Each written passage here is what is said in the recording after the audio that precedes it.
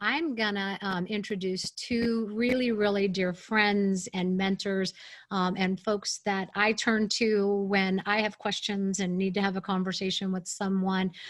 They're both incredible teachers and educators, incredible coaches, and have their own unique history in dentistry. So I'll start with Mary Osborne. I think many, if not all of you, know Mary, but Mary is a recovering hygienist and mostly has spent a lot of time really working as a coach, teacher on communications and listening, and has been involved with the Institute for many, many, many years and part of the education and the faculty.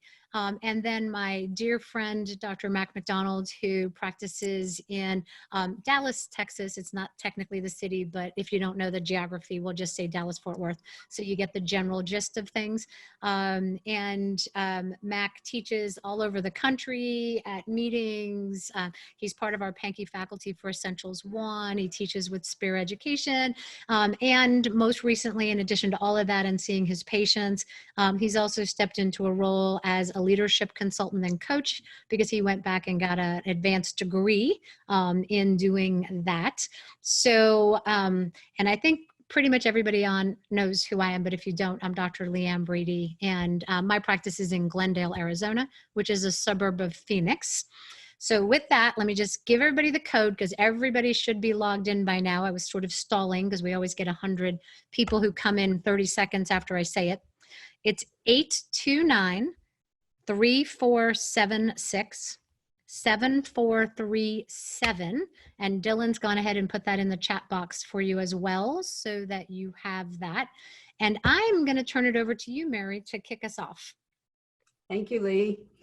Well, we all met, some of us met several weeks ago at sort of the early stages of this process and talked about what it was like to be away from the practices and how we were using our time and things of that nature. And then in the last couple of weeks, I was getting so many calls and emails and having so many conversations and Zoom chats with study clubs and individuals about now the real thing is about to happen, right? Everybody has been just drowning in PPPs and PPEs and all the letters of the alphabet you can come up with, and making plans and working on stuff. And I reached out to Lee and I said, maybe it's time to get together again and have a conversation, because I knew Lee had already started in her practice and that Mac had already started in his practice. And interestingly, I had an experience in the last week of working with a team.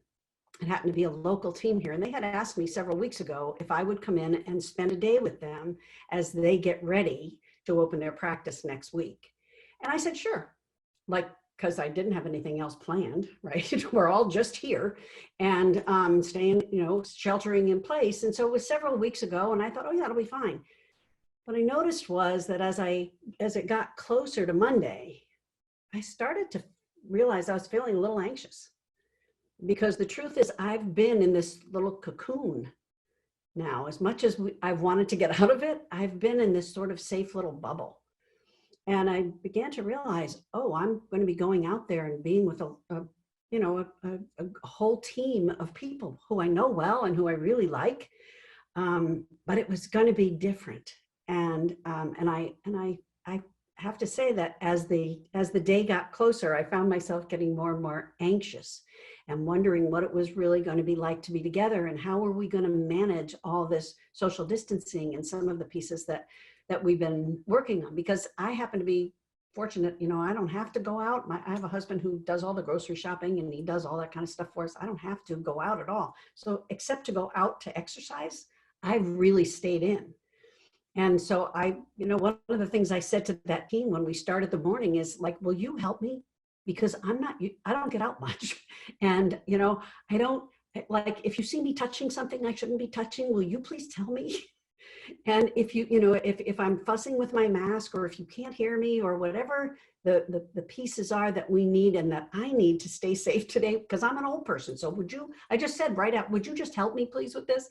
And they all agreed. And it occurred to me that that could be perhaps one of the best things to put in place in general in practices. Not a bad idea to start out by saying, everybody, whoever is going outside the lines in terms of what we've agreed to and being safe, that everybody has permission and an invitation to give feedback and to help with that. So Lee and I talked about, putting this forum together, and that's really the way we see it. As you'll see, there's no fancy screen here, no PowerPoint presentations, no bullet points, none of that. It's just us. And I'll share what I've been learning in the conversations that I've had with people, and Lee and Mac will share what they've been learning, both in conversations and in their personal experience actually in the practice. But we really do want to hear from you in that chat box. Please feel free to share your experiences, ask questions, because it's that time, right? It's that time to get started. And one of the things that occurred to me is that this may be, for everyone who's in dentistry, this may be the greatest leadership challenge that you will ever face in your career, maybe in your life.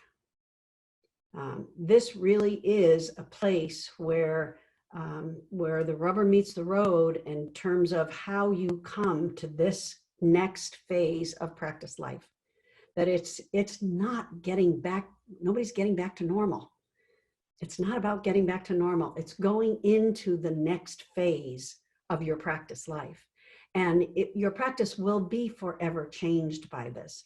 And so that's one of those things that can be challenging. It's also a phenomenal opportunity. And we've talked about that before, that when things are disrupted, the way things have been disrupted, your patients coming in are going to have a different experience than they've had in the past. That's just true. Whatever you're doing is going to be different for them than it has been in the past.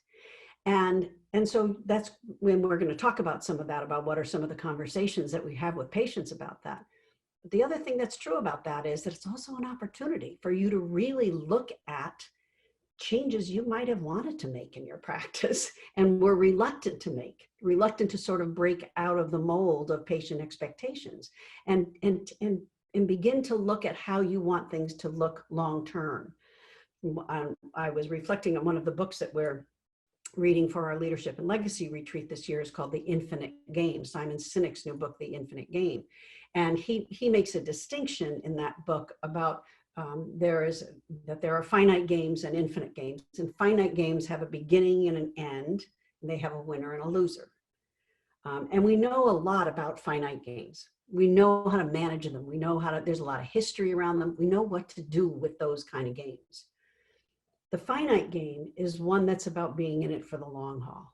And what I know about this group, what I know about anything that the Pankey Institute invites people to, this is a group of people who have always been about the infinite game. This is a group of people who have always been about a mission-driven type of practice, a practice that is based on our personal values, a practice that's based on more than just a paycheck. Not that the paycheck's not important, and we might talk about that, but it's more than that. We see our work as an expression of ourselves, as something that we're in it for the long haul on. And so this forum, I think, lends itself well to that. And so that's what we want to hear from all of you about. And so we want to talk about what people have experienced, what surprises they've had, what are the challenges that have come up, and so I'd like to give Lee and Mac a chance to talk about what they've experienced so far in the trenches to share with you. Who'd like to go first? Lee, why don't you go first? Okay, I'll go first. Um, yeah, it's been, I'll actually extend it. We've been open for 2 weeks. So this was the second full week back in the practice. And I'll actually say this piece of it has maybe been going on for 3 to 3.5 weeks. Because I can remember, Mary, you and I were on a Zoom for our little study club. And I actually shared with you that I hadn't realized until it started that reopening was going to be more stressful than closing down, right? That it just didn't dawn on me until I was in it and experiencing it, that closing the office down was really far easier technically and emotionally than the process of reopening the practice has been. And I think that everybody's been a little different. For me, it's actually felt better since I've been back in the office. There was something about being back in the office for me that felt hopeful, felt more normal. It just, like, okay, we are moving through a process. And it was really the part that of preparing, not knowing what it was going to be like, that was kind of worrisome for me at an emotional level. And then, of course, there was just the logistics. Matt can share this, and I know other people will, but the amount of time and energy that has gone into finding PPE it's like a full-time job. I have accounts with distributors I've never ordered before in my entire life before, because it's easier if you actually are in their system, right? To get the things that you need. And so there was a lot of logistics and emotional stress of what happens if I don't get it and I can't open, right? So there was kind of a way that when we actually walked in the office that first Monday, I got to go, okay, I did it. We got everything, right? And it was actually kind of like nice when my alarm went off and I had to get up and get dressed and go to work. There was just I've always known that there's a piece for me of routines that are comforting. And I don't know if that's true of all human beings, but I know routine for me is sort of the scaffolding that helps me hold my life together. And it just felt routine. And that was kind of nice. Now there's other people on my team who I think it was actually crossing the threshold in the office that triggered sort of the emotional avalanche. So I don't know that we all experienced it the same on my team. And we can kind of talk more through this, but kind of biggest challenges, probably the biggest challenge was learning how to put the PPE on and off and in what order and in what space so that I wasn't contaminating myself. It's just like that, like, you watch it on TV, like when you watch, shows of surgeons getting ready, but you never think about that there's an actual like order to how everything has to happen. So that took a couple days to sort of get used to. Biggest positive piece, patience. God, if I needed affirmation of the relationships that I've built with my patients in the 8 years I've been in this practice, the unbelievably immense amount of trust people put in us, and the gift that is, I got that in droves. I've heard dentists say you don't really understand the impact you've had on people's lives until you retire, and then or you go through a pandemic. Right. And that's just been incredibly positive. It's navigating the team and getting to know one another again in some ways in this new world, and navigating the fact that everybody's in a different place emotionally on the bell curve of how you can be experiencing this. You represent the whole bell curve, and how you support one another. That's been a growth challenge. And it makes me glad we've done as much work together as a team on doing those things over the years as we have, because this is really where the rubber meets the road of those kinds of interpersonal skills. So that's kind of the highlights. And then I'll let Mac go, because I know we're going to talk about some of that stuff more specifically. Yeah, great messages, Lee, and I would echo a lot of them. Coming back and getting started has felt awkward in the sense of exactly what you said. We have new protocols, protocols that we tried and changed the first day and then changed again the second day in terms of how we do everything that we do. And then just the details of being very mindful of the PPE, when I'm changing, when I'm not, what I'm using, what masks I can breathe in, what masks I can't breathe in, how do I get my face shield, when can I keep a face shield on, at what point in time is my fogging worse for the patient than my breathing, you know? It's kind of, so we're still working on and still trying different kinds of things. So there's been that, but 100% the best thing is being back in, you know, my office or our office and seeing our friends, our patients. I mean, that has been, it just feels good. And you are 100% right. Their response, and I always thank people for coming in. I really thank them for coming in now. And because I know that it's about trust. And so one of the things that I know that we'll get into, and Mary and you will lead the way on, is just the role of trust in all of this. And it's, yes, trust on what we're doing now, but as you said, Lee, it's years of trust, of working to be trustworthy with the patient, so that when the time comes that we've got this bank account of trust built up, and they're more willing to come back, and they know we've worked really hard to make our office facility and our protocols the best we can for their benefit and for our benefit, and all of that. So I think trust in the team and trust with our patients is a big deal. And I would just say that I know a lot of our time today is about what's right in front of us, the urgent and the immediate.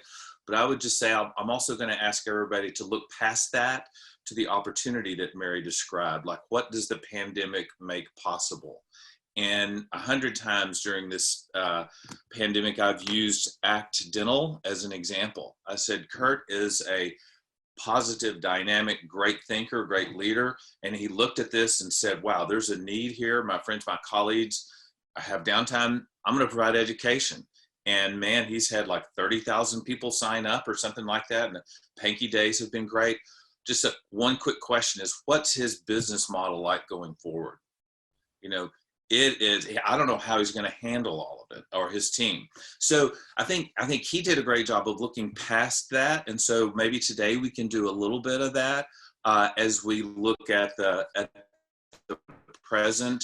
And then, you know, and Mary has really come up with some great questions for us to engage today. But I think that the trust within the team is a big deal, because that's always been a question in the last week or so from dentists, is about team members who don't feel confident in coming back to work and things like that. And I get it. I do really get it. And in my office, we're from one end to the other on our views of all this. And so we spent the first day back was really a staff meeting or team meeting day. And the first thing we did was a values clarification exercise. It wasn't fancy, but they really loved it. But it let everybody look and experience at their own values and everybody else's, because I said, we're going to leave this meeting with one strategy.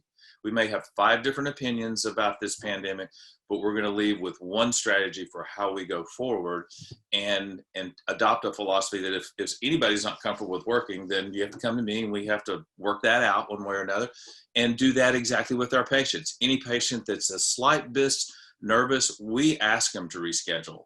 Let's just move you down the road. Let's get you to a better place, because we've got a lot of people that want appointments as well. So it's been a great week and a half-ish or so. And the experience from being awkward to also just being very happy to be back with people and feeling like you're being productive. So, you know, that question of trust is really so much in the conversation right now, isn't it? And you know, the truth is that we're all a little bit fearful. I think that was the learning piece for me in my first day out, is in some ways, I mean, I haven't sat around for the last 6 weeks saying, oh, I hope I don't get COVID. I hope I don't get COVID. It's not like I'm always afraid, but there is a reality to it, right? And so, and there is a lot of well, I'll try to be kind. Misinformation that's out there, there's not a lot of clarity all the time about what really is happening. And so when people are fearful, trust is what that trust shows up. It's not necessarily a lack of trust in you.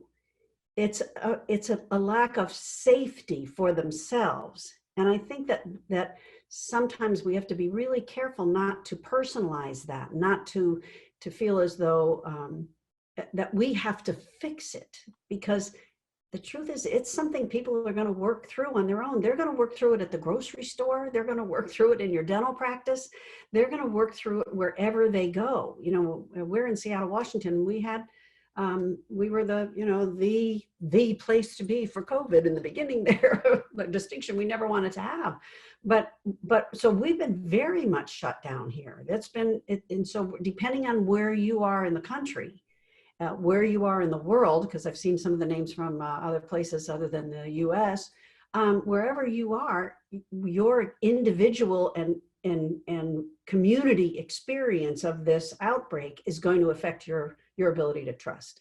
And so I guess one of the things that I'm curious about is for you, the two of you, is how did you deal with that? What did you hear from patients? What did you hear from team members that you found yourself in the position of having the difficult conversation, of being involved in a challenging conversation about, am I safe enough?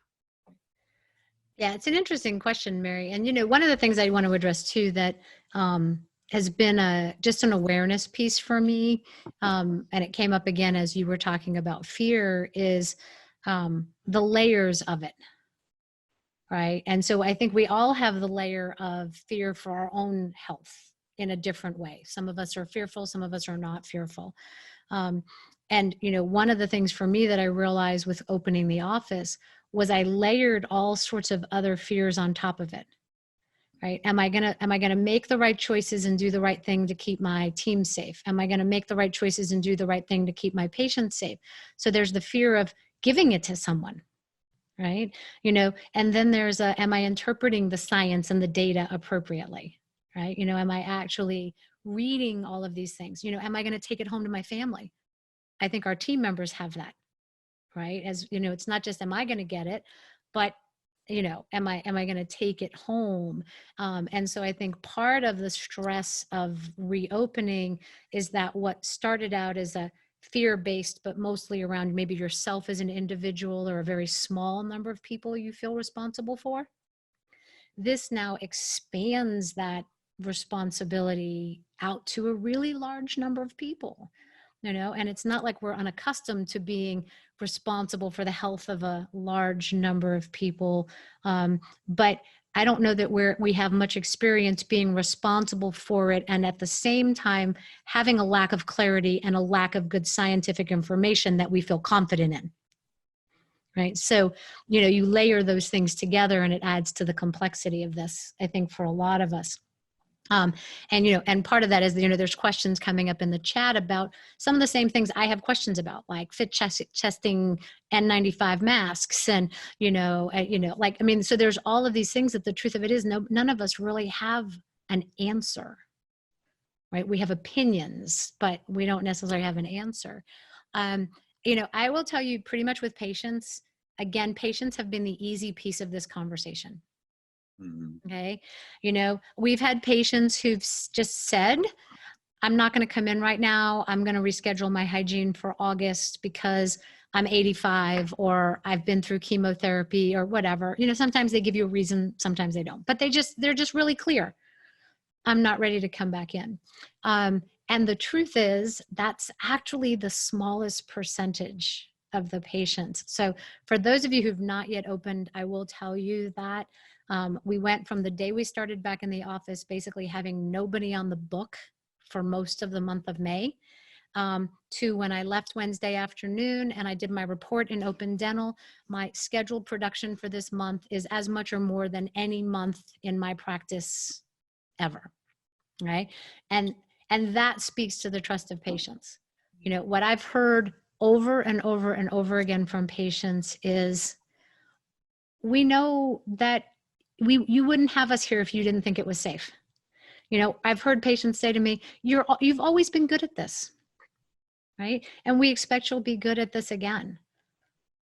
You know, Donna, who answers the phone in my office, will come back and say to me, it's amazing. People say, we know how Dr. Brady is about everything in the office. She wouldn't be any less diligent about this. Right? You know, so so that piece of it, that's why I said it just warms my heart. It's just been just incredible. Right. You know, the piece of it for team that I think has been so challenging is maybe twofold. One is they have a lot more information coming at them, or a lot more places to get information than maybe our patient population does. And it's a broader range of opinions, right? And so that's kind of a challenging piece of that, is the uncertainty. One of my hygienists in my practice, the person who's probably had the toughest time getting sort of settled again, actually said to me when we did our team meeting before we launched MAC, she said, are there rules? And I'm like, no, just guidelines. She goes, I need a rule. I'm like, I don't have a rule. I just have recommendations and guidelines. Okay. Right. And that to me just speaks volumes about, I would like that too. I would love it if somebody just said to me, do this, you know, right. Right. So I think that's a piece of it. And so part of the question of trust is, who do we trust, or what source do we trust? Right? You know, do we trust what we decide as a group? Do we trust the dentist to bring that information? Do I trust what I read on Facebook? Do I trust what I heard in this webinar? And that's what, for me, what's coming up is not necessarily a lack of trust as much as competing trusts. That's a really good point, because there's no one voice. And so we're, especially for, I think that part of the challenge is also knowing how to make a decision. I think that dentists, as one of the things I think dentists have an opportunity here for, with your patients and with your team, is, you know, something about how to read research. You know something about how to, to look for how many people were involved in the study and who paid for it and all of those kinds of things. Everybody doesn't know that. And so whenever we get anything that sounds like it's from an expert, it can be really confusing in that process. Is that what you've been experiencing, Mac? Yes, it is, because obviously with the politicization of all of this too, it makes it hard, and trust in the media is really low. So I really have continued to say to my team and to my colleagues, I said, facts are our friends in a crisis. So what facts can we lean into that we can trust? And so for instance, at the beginning of the pandemic, there were a lot of theoretical models that structured predictions on the disease experience and stuff like that. Well, fortunately, it's not been that severe. So awesome that it hasn't been. So we can look at the facts of what has the disease experience been like, because we now have a couple of months of that. So every day I get the Collin County, Texas Department of Health report that tells me what's happened in the county that I live in, the number of cases, the number of people in the hospital, the number recovered, all of that. So it's just a great sort of facts. And my poor staff gets to hear that about every other day, but it's mainly to say, hey, we're doing great here. This is much less severe than we thought. And I just want you to know, here are some facts that we can say, because there's a lot we don't know about the transmission of the virus. And, how is it transmitted? Well, for sure, respiratory droplets and things like that. How much of it is contact with surfaces, and it lives longer and things like that on different surfaces. So there's really a lot that's unknown, just like you said. So we kind of I try to get as factual as I can. And then, because I'll get stirred up about one report or another in regards to this. And even our national leaders, not political leaders, but our experts don't always agree on what's being said. And I know it's just really hard to know. So I try to focus on the facts, especially the one that are local. And then in regards to patient-based and teams, we've tried to over communicate. So meaning that as we've gone along, we've used our Weave portal to be able to email our database. And so each of you might have a different system, but that's what we have. And so we've tried to keep them up to date with what we understood, and that we were listening intently to the governor of the state of Texas and County Judge Hill and their orders, and understanding what they thought was safe and responding to it. And we're following their rules and all of that. Plus we're training ourselves. And so we tried to over communicate to both of them what we were learning, and that we were going to continue to work diligently towards all this. And to put a wrap on this, Mary, I think like what Lee said, her patient said, Dr. Brady's always worked really hard to do things very, very well in her practice. We know that. So that gives us trust across the board in other things. When they work really hard at one thing, people in general say, that's the way you do everything. So it makes your confidence go up. And it's what I'd said in a couple of the webinars. When I'm a student at Pankey, or a visitor at Pankey, or a faculty at Pankey, I'm always learning, because I watch the organization, the planning, the cleanliness, the disinfection, the sterilization. It is top shelf the whole way.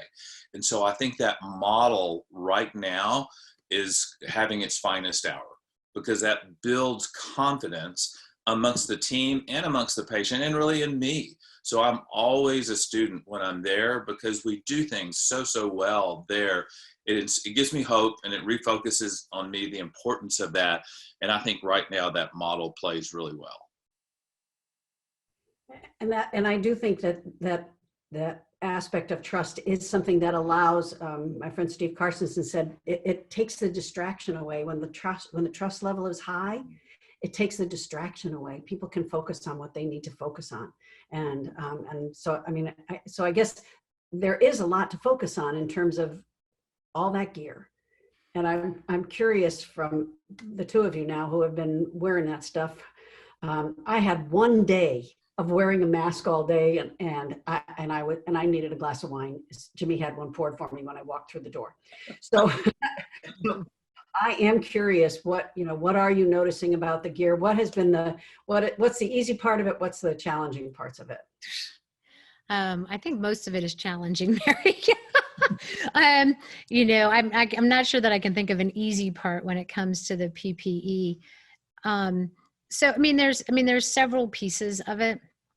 One of the biggest challenges I already addressed is what to buy, what to have, what to use. And so you do have to figure out what feels comfortable to you and your whole team, and have some consensus, because the truth is right now we've got recommendations from the ADA, not requirements. We did just get clarity yesterday from OSHA that the things that they've put out recently are guidelines. They have not actually changed the OSHA standards and regulations. And so that everything that's come out since COVID is just falls under the format of a guideline or a recommendation. Okay. And so that's kind of the same thing, because there was a big concern about liability, because some of the things OSHA and CDC were saying was a little different than what the ADA was saying. But again, they all live in the world of guidelines and recommendations right now. So you do have to decide what feels best for you, your team, and your environment of your office. So that's one of the challenges. The other challenge is getting it, is literally physically acquiring the things you need to acquire.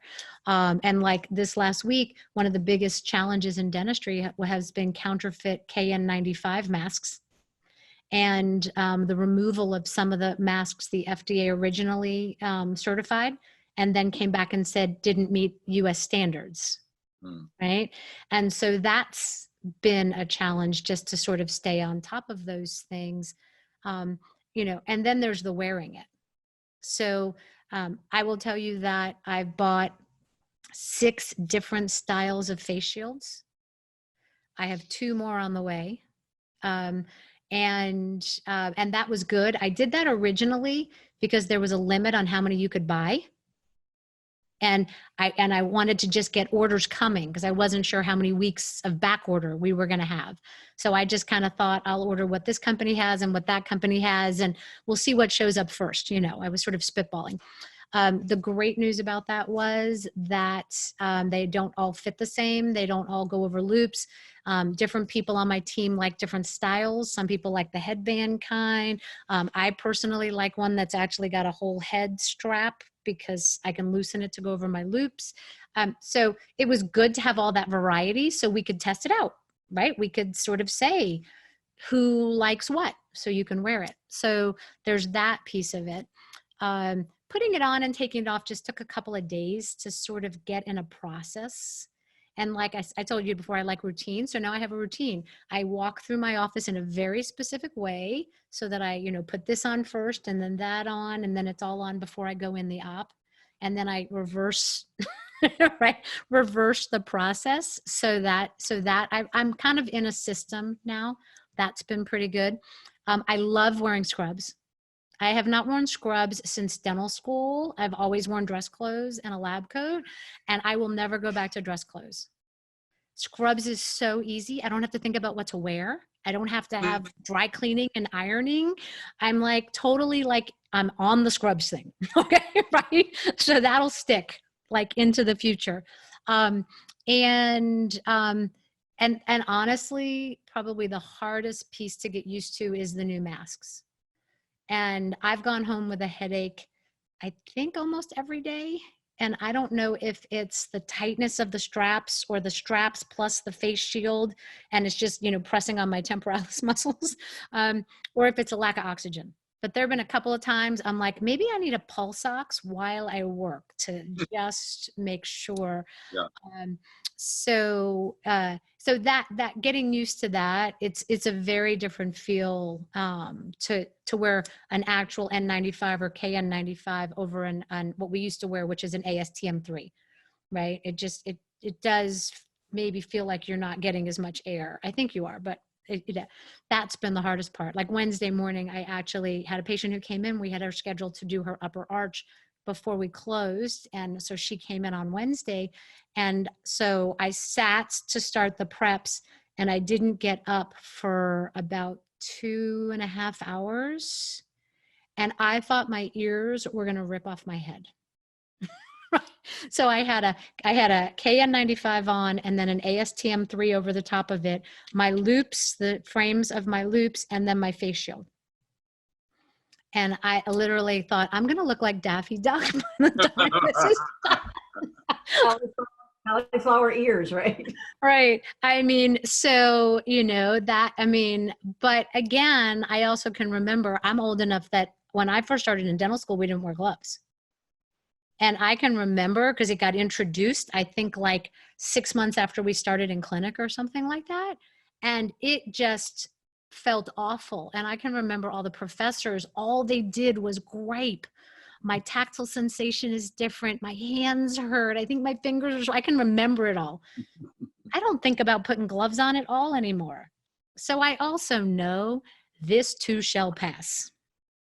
Yeah, we also wondered how our patients would accept them at that time. We said, our patients won't like it if we're wearing gloves and masks. That would be too weird, So how about you, Mac? And I guess, and one of the other questions that has come up, and it's one that I hear a lot, and I'm trying to imagine myself in that situation, is how are you finding yourself able to relate to your patients with all that gear on? When you can't, they can't see you smile, and you're, how's that part of it going for you?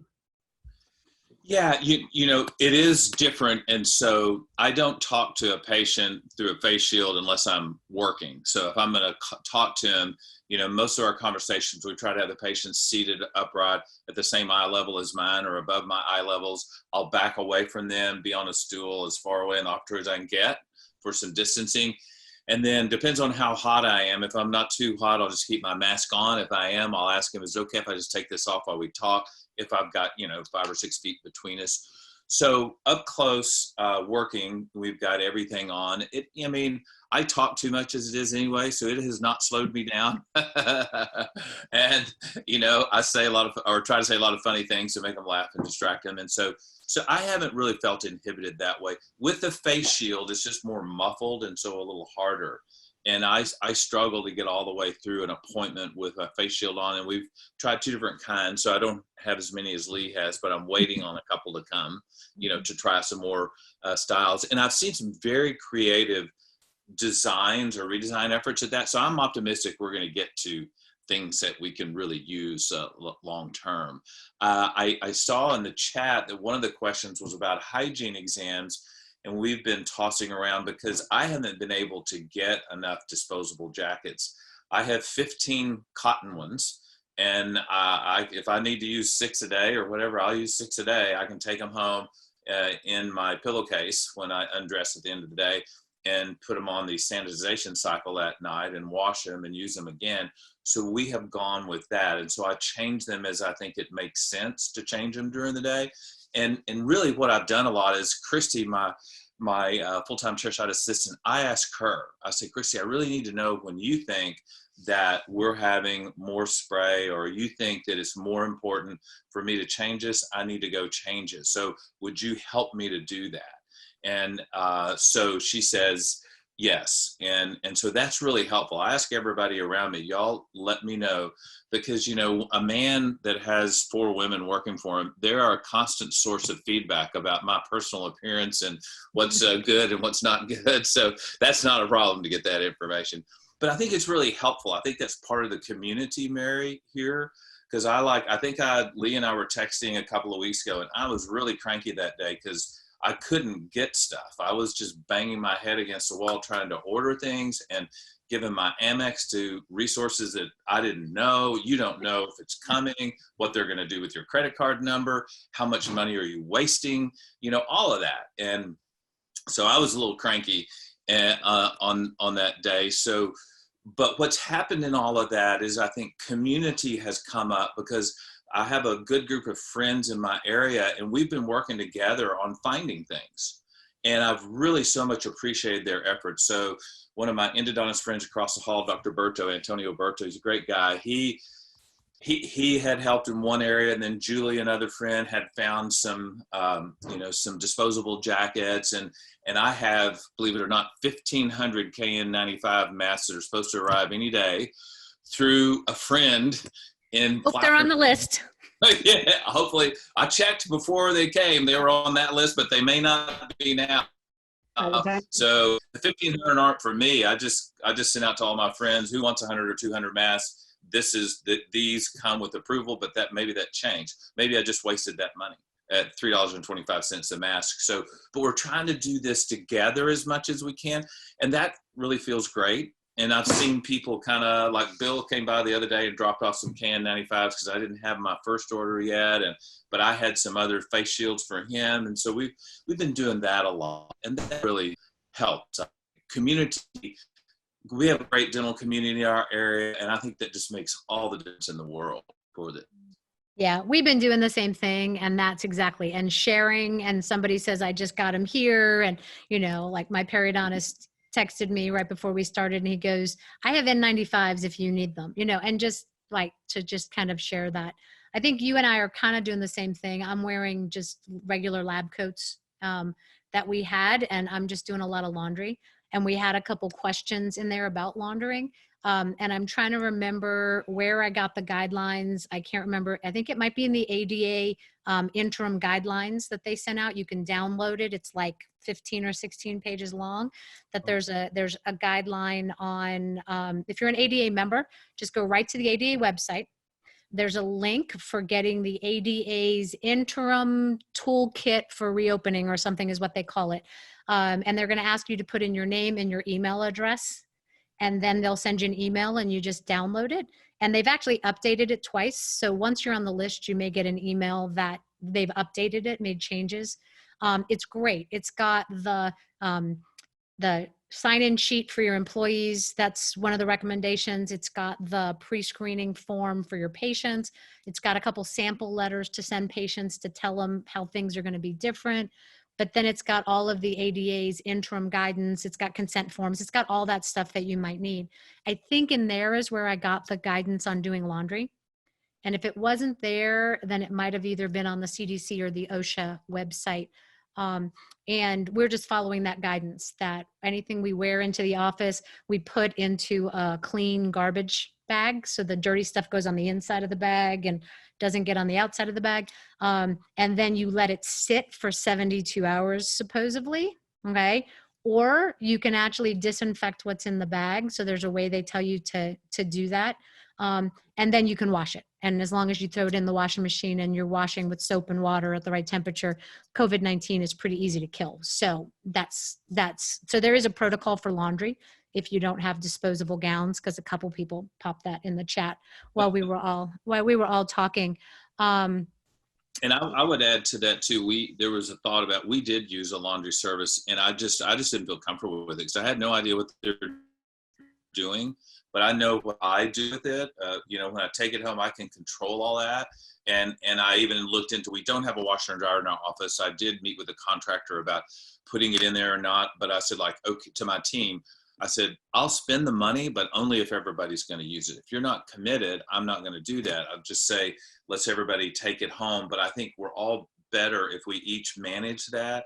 And they were much more on, I'd rather put it in the laundry at home while I'm doing something else and not disrupting my schedule. And so that's what we did. And I'm with Lee. I hadn't worn scrubs in a long time, and I'm very happy to be doing it that way and feel much better about getting out of them at the end of the day, putting them in that trash bag or pillowcase, whatever you're using, and taking them out 100%. Yeah. And somebody actually typed in the chat there, the ADA is giving that toolkit to anybody. So you don't even have to be a member. They'll let you get that toolkit no matter, whether you're an ADA member or not. I didn't know that. So that's great. Thank you. One thing I would say about that toolkit, about the paperwork they provide you with, please edit the stuff to send out, letters to send out to patients, the consent forms, that sort of thing. They gave you the language that you need to have to, liability stuff and things like that, but personalize that information before you send it. I've seen some of those letters, and I've seen some that are quite lovely, that people have worked on and put some time into, and others that are just going out with that sort of harsh language, I think, in that. One of the things that I'm hearing in the conversation from both of you that I find interesting is that it sounds as though, we keep talking about all the changes and how we hear one thing one day, and you hear that. I also hear that both of you are making changes as you go in your practice. That, you start out with one idea, and then, so I'm kind of curious, I know you're like 2 weeks into it now. That's a lot of time, but I've been talking to practices who made changes after the first day. They had a meeting at the end of the first day and said, okay, yeah, we're not doing any of that stuff anymore. So what are some of the things that you have found yourselves that you thought you were really clear about what you were going to do and you've made changes on? Anything you can share with us? Oh gosh, because we've done the same thing. We've probably adapted, whether it's a little tiny adaptation or it was a big major have a conversation change, pretty much every day we've been in the practice. So there's a lot of them. Mac talked about one of them. Originally, I had thought we'd use our laundry service. And then when we all got in the office and talked about it, we thought, you know what? Number one, we don't know what systems they've put in place. We don't want to expose them. And so we literally all just made the decision, no, we're each going to take our own laundry home. And so we're going to follow the guidelines. One that's maybe a little funny, but not funny. So everybody knows I practice in Phoenix, Arizona. And the first week we opened, we hit 107 2 of the days. That screws up taking people's forehead temperature when they just came in out of a 107-degree car. And so like day 1, 2, and 3, the last patient of the afternoon in hygiene, we sent home because we thought they had a fever. And then on day 3, we went, Is it statistically odd that we had somebody with a fever every day and it was always the last patient in the afternoon and we're making people wait in their cars? So it finally dawned on us that we maybe needed a change because of Phoenix. So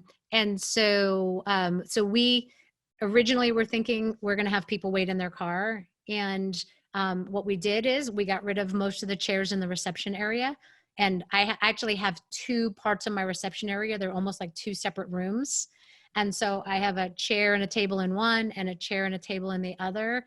And after a certain hour of the day, we're actually having our patients come in and just keeping them, they're actually probably more like 10 or 15 feet away from another human, so they can be in the office for 4 or 5 minutes and not trapped in their car when it's 107. So that was a big change.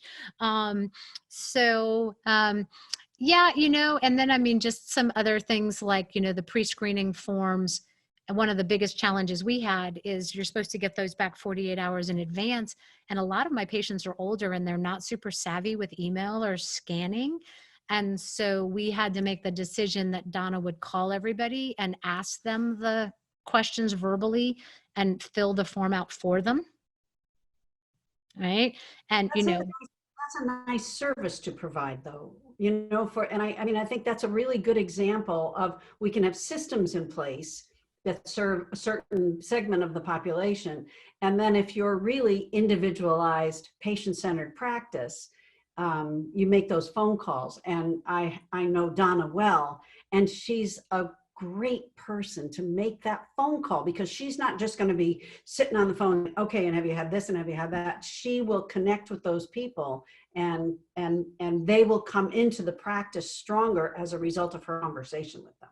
Yeah. So, and one of the things too that I want to, because there's a bunch of questions popping up, and we will make sure we go through those, and we just give, either Mac or I give you just a couple answers, because most of them are like technical, are you doing this or are you doing that questions, before we close today. But repetitively over and over again, one of it is people struggling with the relationship piece. And so, like, I'm a hugger, how's this going to be for me? Or, facial expressions with all the gear on.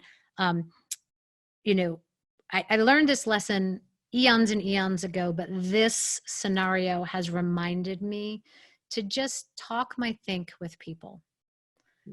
And like the first day back in the practice, I kind of had this, like, we're going to look like we've got this and we're confident and we understand our PPE. And first of all, I can't pull that crap off if it's not true anyway, because I don't play poker. It doesn't work for me. But one of the things that I just realized really quickly is I just need to tell people. And you know what? So I go in to meet with somebody, and probably almost the first thing I say when I sit down now is, I just have to tell you, this feels so strange, because I just want to give you a hug, or I want to shake your hand, and I can't believe I'm talking to you with a mask on. And just being able to say it does two things. Number one, I settle. It's not like up here in my space, because I got it out. Okay. And it is the elephant in the room anyway. If people are used to you hugging them or greeting them in a consult room, but you can't do that anymore, and you're going to do it in an operatory, they're also struck by the changes. And I think it also gives patients an opportunity to let it go. And I like watch them settle, and they kind of joke and they go, oh yeah, nothing's the same anymore, or, whatever they say. So I would encourage you that whatever you're struggling with, you don't have to keep it to yourself. You don't have to have the answers right now. And you also don't have to be in it by yourself. It's okay to share that with your team, and it's okay to share it with your patients. That's true for me, that in that experience I had of working with that team, as soon as I said, this feels really weird, will you help me? It relaxed me, and it relaxed them. It was better for them as well.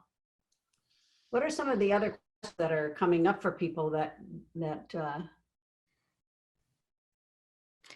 So yeah, if we want to, there's kind of a whole bunch of questions that we can maybe kind of go through, okay? And some of them, I'm going to go back because I've been kind of keeping an eye on them. So I think all the way back, one of the first one was about fit checking N95 masks. And I'm going to just, as a disclaimer, tell you, I am not an infection control expert, Okay. And what I know about this is the stuff that I've researched for my office. And so this is my knowledge base. We did actually just get an email from the ADA with information about fit checking.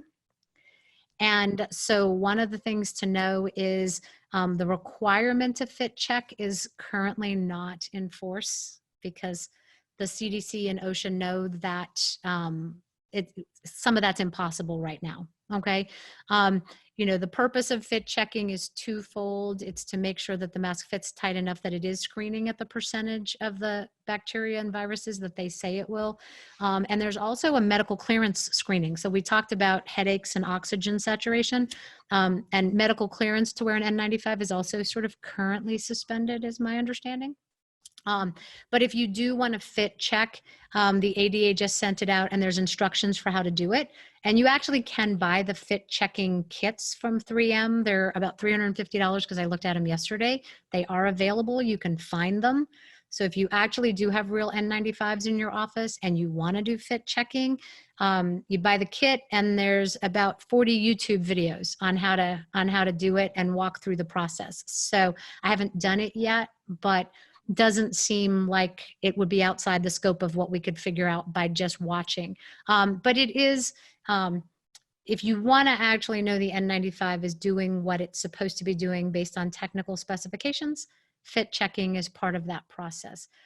It is one of the reasons, my understanding, is the reason that we've also added face shields on top of what we're doing for masks, is so that the splashing, the aerosol, the barrier is there in front of the mask and it's not even getting to the mask.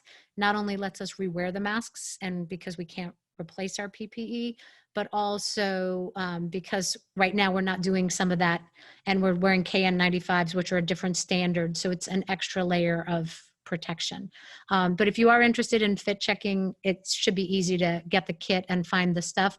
The other thing is there's also some really cool videos, if nobody's seen this, about how to use alginate to actually make a custom seal on an N95 so that if you can't get all the different sizes, you can actually seal the barrier with something comfortable. I don't know what it'd be like to wear alginate against your face for 8 hours, but I'm just telling you, I just saw that video.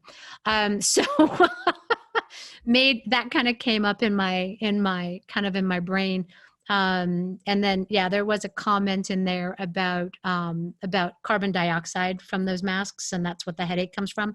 Yeah, and I think that's why they usually have a standard where you have to have medical clearance so that you know it's okay to wear those.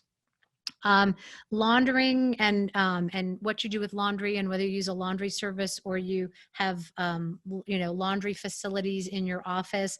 I think that is everybody right now doing exactly what the original OSHA standard said about that? My guess is not, just because we're in a brave new world, right? And so I don't have a washer and dryer in my office. And so our solution was we were going to use a medically approved laundry service. And we've always done that so that that's how stuff gets laundered. But just this last 2 weeks, because I wasn't sure if they're ready to deal with COVID-19, that's why we're doing something different. I'm putting this in my box of professional judgment for the moment. And I actually have reached out to my laundry service to ask them, are you guys okay taking this stuff? Just to see if I can get an answer. By the way, any of you thought about that with your cleaning service? My biggest question was my cleaning service, right? Is it okay to have a company come in and clean my office? I decided no, we've been taking the trash out ourselves, which we've never done. I had one of my team members went, trash? You want me to take trash out? I'm like, this week, let's take trash out this week. And so we'll go from that. So those things came up. One of the questions that came up, Mac, that, I'll let you chime in about impressions going back to the lab. Are you doing anything different? Have you talked to your laboratory? We cheat because we scan. And so scanning means that we don't have to kind of worry with that. If we do take a polyvinyl impression, we do for some implant cases, then, after it's set, we do, whether we should or not, we clean it with soap and water and then we'll spray it with a disinfectant. We have paid attention to what that is. And so that's really all that we've done, but most of our cases are scanned.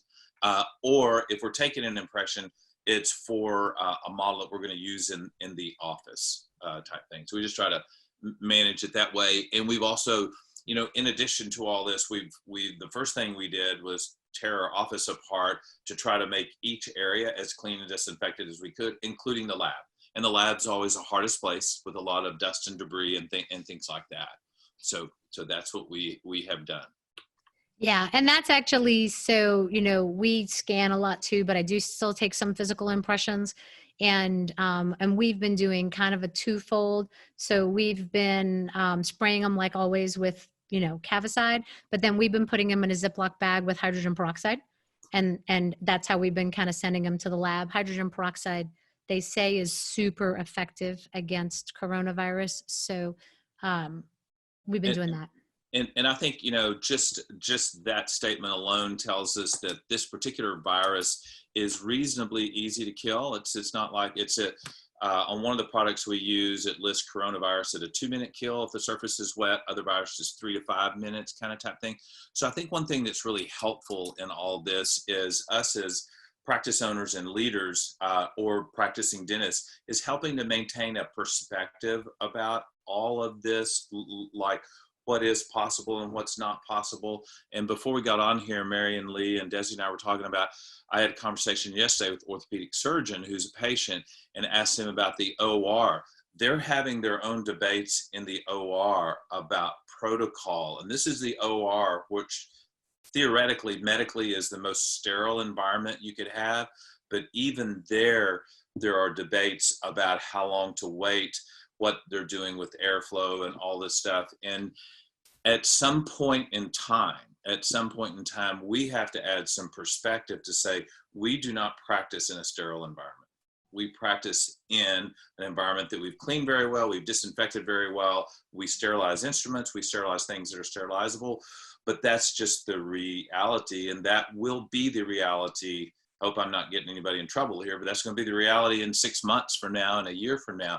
So how do we make that environment the best we can, and at the same time be able to practice reasonably so that we don't get so distracted with all this that we lose focus of our patient and our procedures, that kind of thing. Yeah, which is great. So I think the thing to keep in mind is you can't control everything. So what can you control, and what's going to be reasonable going forward, and it will change. It will change. And Mary, that point is so well put. One of my favorite interviews I heard during this time was a guy that wrote a book that said, why is a drug addict a great leader? And he was a recovering drug addict. And he said, let me tell you why addicts are great leaders, can be, is because in order to live, we have to learn what we can control and what we can't. And we double down on what we can control and we let go of what we can't control. And he said, those are behaviors of great leaders. That's why it was a fantastic interview on the most unusual of titles. But that's a great point, Mary, about there's some things you just can't control. So double down, triple down on what we can. And I think everything that Lee's brought up, that you brought up, are things that you can manage and control and experiment with.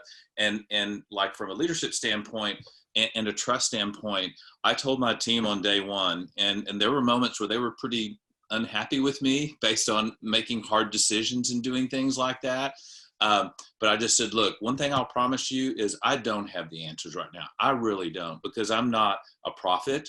But I can tell you, I will turn over every rock until I find them. And I won't stop turning over rocks and looking everywhere for solutions. And I don't know when they'll come or how many mistakes we'll have to make, but I won't stop. And I'll make that commitment to you now. And that's the way I think the world works, but it's a way a crisis works too, is all of us, the half of our angst is just what you said a little while ago, is the unknown and the fact that we can't have answers for things we'd really like answers for. So we just got to keep turning over the rocks, looking for solutions, looking for answers, and doing the best that we can with what we can know. So I know we're out of time, so I need to be quiet.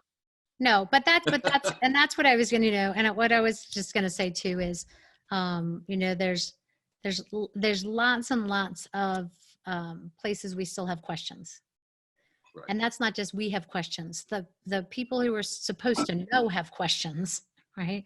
And so this is going to test all of our ambiguity tolerance. And so, you know, what I'd say is give yourself the grace that you don't need to have all the answers right now. And it is okay to alternately feel really good because I just got this figured out. And then be like, oh my God, what the heck am I going to do? And like that balance of emotions, which we've been talking about since the very first webinars we started, right? It's not done yet. We're not right. We're just sort of in a different phase of that journey. And, you know, and then the other piece of it is remember you're a community, right? You know, if you don't know somebody else that you may, so whether that's your study club or people from school, people from a Pankey course that you were in, your faculty, whoever it is, you have a community of people around you. Stay connected, start a group chat, start a group email, you know, and because other people hear different things than we hear, right?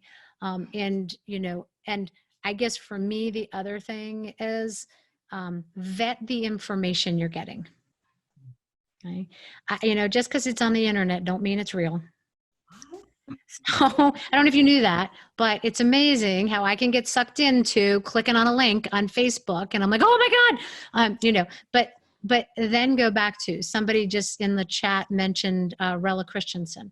Actually, Rella and Gordon have been doing a bunch of stuff in the last week and getting information out about extra oral suction devices and about how to manage disinfecting laundry. And I mean, the woman's a PhD. She's a scientist. She has always had dentistry's best interests at heart. You know, that's somebody who, that's good vetted information, right? If it's coming from the ADA, it's vetted information.